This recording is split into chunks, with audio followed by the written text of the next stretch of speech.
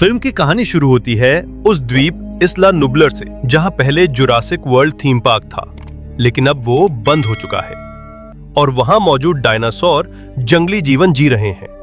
लेकिन एक बड़ा खतरा उनके सामने आ खड़ा हुआ है, ज्वालामुखी विस्फोट, जो पूरे द्वीप को नष्ट कर सकता है। सरकार इस मुद्दे पर बहस करती है कि डायनासोर को बचाना चाहिए या उन्हें प्रकृति के हवाले छोड़ देना चाहिए। अंत में निर्णय लिया जाता है कि उन्हें बचाने के लिए कोई कदम नहीं उठाया जाएगा।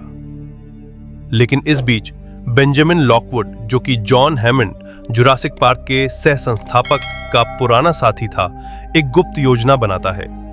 वो अपनी पोती मैसी की मदद से क्लेयर डेरिंग, जो पहले पार्क की ऑपरेशंस मैनेजर थी, से संपर्क करता है और उसे डायनासोर को बचाने के लिए कहता है।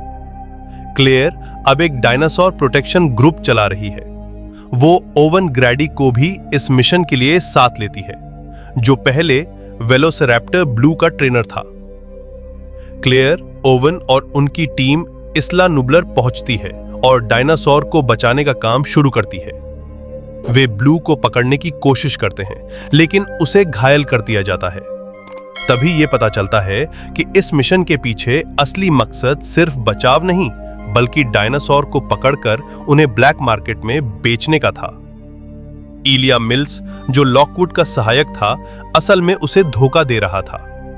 वो डायनासोर को गुप्त रूप से अमेरिका लाकर एक नीलामी के जरिए बेचना चाहता था। उसके पास एक नया, खतरनाक और पूरी तरह से जेनेटिकली मॉडिफाइड डायनासोर है, इंडोरैप्टर, जो अत्यंत बुद्धिमान और खतरनाक है। लॉकवुड की हत्या कर दी जाती है और मैसी को भी बंदी बना लिया जाता है। ओवन और क्लेयर किसी तरह भागकर लॉकवुड की हवेली में पहुंचते हैं, जहां डायनासोर की नीलामी चल रही होती है।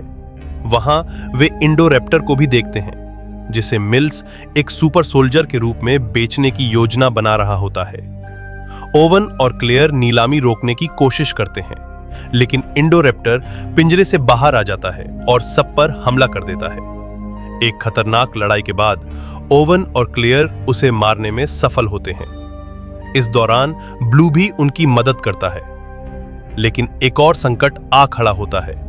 गैस लीक के कारण सभी डायनासोर मरने वाले होते हैं। क्लेयर बटन दबाकर उन्हें आजाद करने वाली होती है, लेकिन खुद को रोक लेती है। फिर मैसी, जिसे पता चलता है कि वो खुद एक क्लोन है, बटन दबाकर सभी डायनासोर को आजाद कर देती है, ये कहते हुए कि वे भी मेरी तरह हैं। फिल्म के अंत में डायनासोर अब इंसानों की दुनिया में खुले घूम रहे हैं, जंगलों, शहरों और सड़कों पर। ब्लू एक पहाड़ी से नीचे शहर की ओर देखता है और हमें यह एहसास होता है कि अब मानव और डायनासोर एक ही दुनिया में रहने जा रहे हैं, एक नई जुरासिक दुनिया की शुरुआत।